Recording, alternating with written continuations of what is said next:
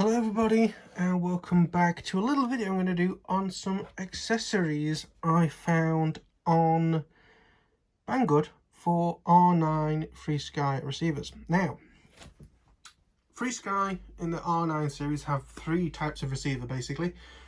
They have their sort of, I think it may just be called the R9 receiver, which is very similar to their regular 8-channel stuff. Kind of, sort of, like this. This is their 2.4 one, but it's the same, pretty much the same case, but just different internals. That's for my new Tyrannis, for my regular planes. They then have the R9 Slims, which is a scaled down version. It uses S-Bus and things like that, mostly. S-Bus, S-Port, things like that to you can see them on the label there, to transmit these signals out. And then even smaller than that, just to point out, two antennas on this one as well as the full one. And then they also have this one, which is the R9 Mini or MM. This one's a Mini, which is even smaller, just as a size comparison, or versus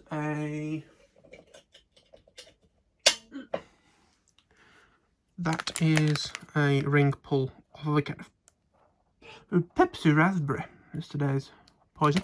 Now these are fine.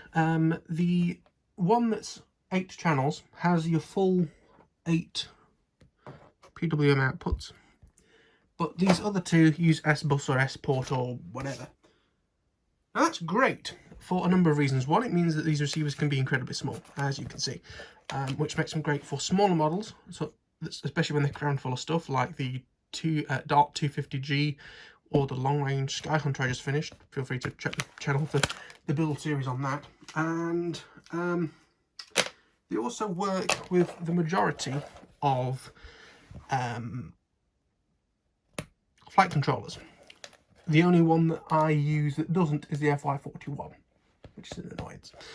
But you might be thinking, so as I was saying, they are small. Also, it allows you to put these out on a wingtip out the way of possible other interferers like speed controllers, video transmitters, and run just the one cable back to the middle, where it can then go into your flight controller or whatever.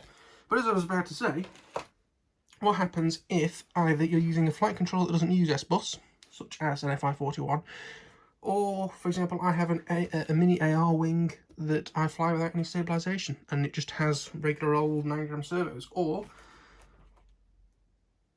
I have here my little glider that I will finish at some point. That's not going to have a flight controller, it's just servos. Servos do not understand S-Bus unless you buy, like, Futaba's ridiculously expensive ones. So we need a way to adapt it. What I've used in the past, for example, what is in that mini AR wing, are these. There are also, and this is a Frsky 4-out S-Bus converter. What do you want? Decoder. Basically, what you do is you set up each of these pins to be a different channel. So if you wanted to, you could have channel 1 to be 7, channel 2 to be 3. I've done a video on S-Bus decoders before, it's on the channel as well, on why you would want to use them, on whatever. Well, basically, I cut the end off, I soldered it onto one of these, and then I just had them as they were, 1, 2, 3, and 4. Don't use 4, but 1, 2, 3 motor, and the 2 elevons. So, you can use that, but the problem is these are between £10 and £15 each. Feel free to ask your nearest digital assistant what the conversions are if I mention prices. And as I say, you can either have those that are 4-channel. I also have some 8-channel ones which I use for, like, if I had, like, on my Dart XL, I had the receiver off on the wingtip, had the FY41 in the middle, so I had the one wire coming down, going into the 8-channel S-Bus decoder, and then all 6 wires going into the FI41 from there.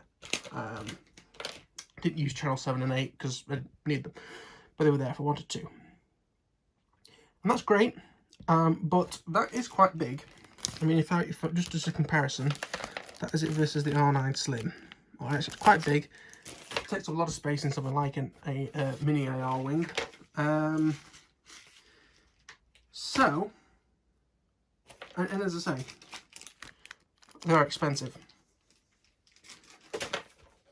Well, here's one I prepared earlier.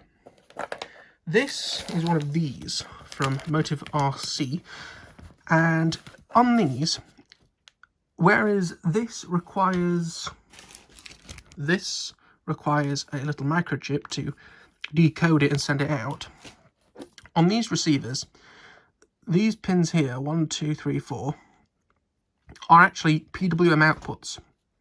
Because if you wanted to, you could solder signal wires onto there, wire up a little sort of wire lead for the power wires, and you can use that without a decoder. But that's a little bit, and that's what this board attempts to rectify. And then you have your S-bus, power in and out, inverted S-bus and S-port on those pins here. What this aims to do is put them onto actual pins. So here you have 1, 2, 3, 4, or 9, 10, 11, 12, depending on how you buy it on your radio. S-bus out, S-port or F-port, inverted S-bus or S-bus in, and battery, which, to be honest with you, you're probably going to be a separate BEC if you're going to use that at all. So yeah, what you basically do is it comes without the receiver. I've added that on. You basically push it onto these pins, which is a bit of a challenge. You've got to work at it. You've got to make sure you're getting it really straight down to get it in. There's a joke there somewhere. And you just solder it on. I haven't soldered these yet. It's so tight, to be honest with you, I don't even know if you'd have to solder it, but I'm going to, just in case. So yeah, those are the options. You may think, because I think some people saw this and thought it'd be 8-channel, but again, it doesn't decode anything. You can see it on here, it's literally just traces. Double-sided boards, you can see 1 and 2 go on the bottom. I presume 3 and 4 go on the top, but you can't see it because there's a receiver in the way. Now, this is a great idea, but I do have minor criticisms. If someone is going to be using this, they're probably going to be using 1 to 4, or possibly 1 to 3. If it's a flying wing, for example, you might only use 1 to 3. If you're going to use these other things, you'd probably just use it without, and just use it as is. So what I would suggest to do, if I was going to make this again, is have the pins come out of here, and it just be channels 1, 2, 3, and 4. Because I'm going to solder this up, use the S-port connection, which is line 6, so that one, roughly. I've got something a bit more pointy to point with. This is almost a pointy thing to point with. That one there, to flash the firmware, and then I'm never going to use it again.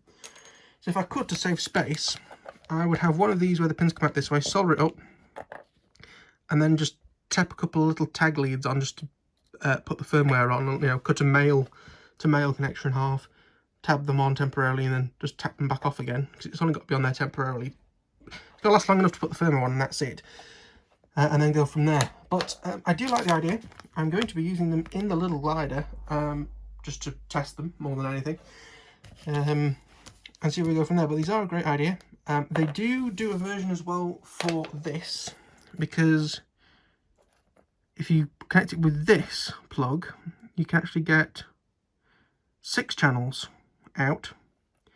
So I do have them somewhere. You plug it in here instead of on this plug.